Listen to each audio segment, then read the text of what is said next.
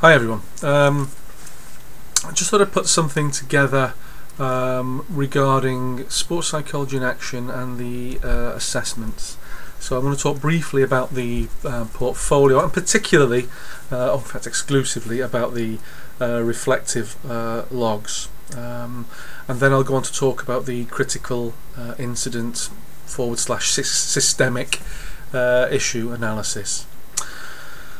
Okay, in terms of the 1,000 word reflections, if you cast your minds back to the beginning of the year when we actually spent time looking at models of reflection and the different kinds of models of reflection that are available, the objective here is for you to utilize one of those models as the template for each of your 1,000 word reflections. So it will have in it, if you like, elements of what the situation you're reflecting on was, so a descriptive sort of component. It will have elements of how you engaged with, how you felt about that particular situation, an exploration of how your feelings inform your understanding of sports psychology. It will also have links into moving forward, what you might learn from that reflection, as well as that really sort of personal engagement with whatever situation it is. You will have hopefully the ability to put in some theoretical connections. And given that these are 1,000 word reflections, we're not expecting a heavy load in terms of theoretical material.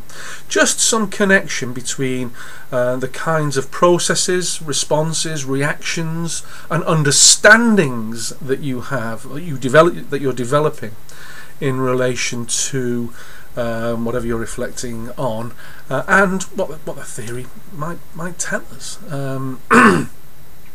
So whilst there is no definitive marker of there should be 300 words of this and 300 words of that, if you've got a combination of those elements, so you're using your reflective model as a template for the reflection, and you are able to pull in some scientific, some research to make connections between your reflections and the extant literature, what's actually out there.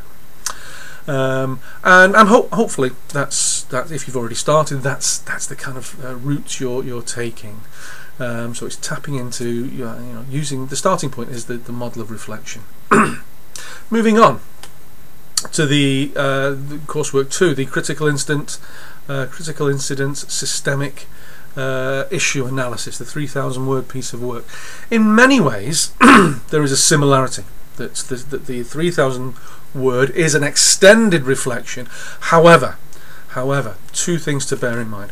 One is the focus of your analysis, i.e. the incident or the process, and we've got the word critical in there.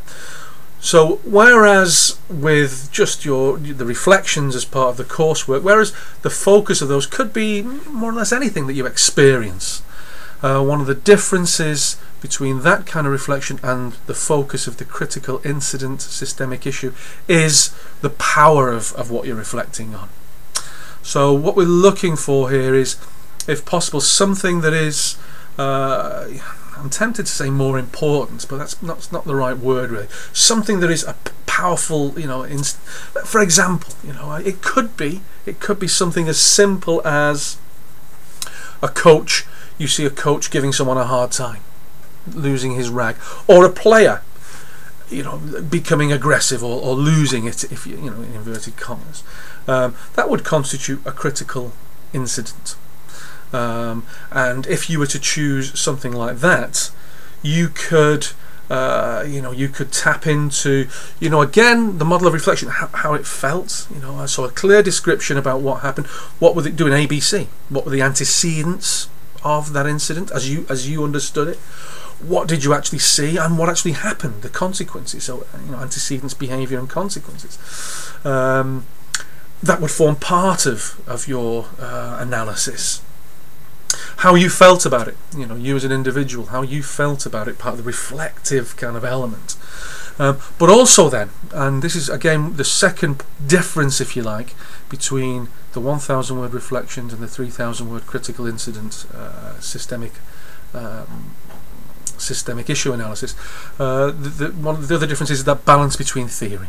There is an expectation you will be able to pull more in from the extant literature, from the research, from the textbooks, to actually give a more scientific gravitas to the issue that you're exploring. So with that as an example, someone losing it, you could talk about emotional arousal. You could talk about, you know, theories of aggression, you know, frustration aggression hypothesis. You could talk about emotional regulation. You could talk about the kind of process that led up to that, the kind of feedback or the antecedents. What was it that caused it? Could anything have been done differently? So there's a whole range of ways of thinking about it that should give you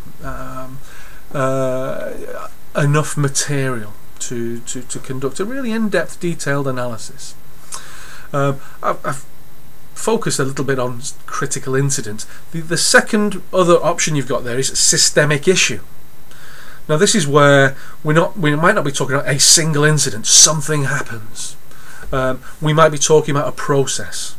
That's something that you've noticed over time as a result of your involvement in with a particular athlete or a particular team, or extended exposure to a particular situation. Something that you've noticed. There is a process issue. And again, I've highlighted you know, the possibility of coaching processes. You know, it might be that in your observation of a particular team, you've noticed a style, you know, of management, a style of working that the coach possesses. That you know, on reflection, you're thinking, well, you know, how positive is that?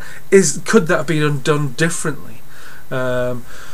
So, you know, could situations have been managed differently?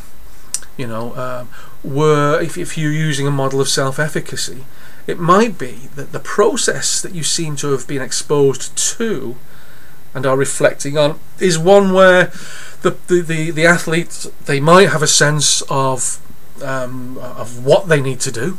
You know, they might have a sense of why they need to do it. They might not have a sense of belief in their own abilities to do it, and that might be a reflection of a coaching style. A particular coach might be very good at saying, look, you need to do this. This is, I'm pointing my fingers there. You need to be doing this. And this is why you need to be doing this. And we've done it in training. So you've got two elements there. You know, I know what I need to be doing, and because I've been doing it in training, I've got a sense of my belief in it. But there might not be the emotional elements of that. You know, why do I need to be doing that? So that would be an example of a process kind of orientation, something that goes on over a period of time.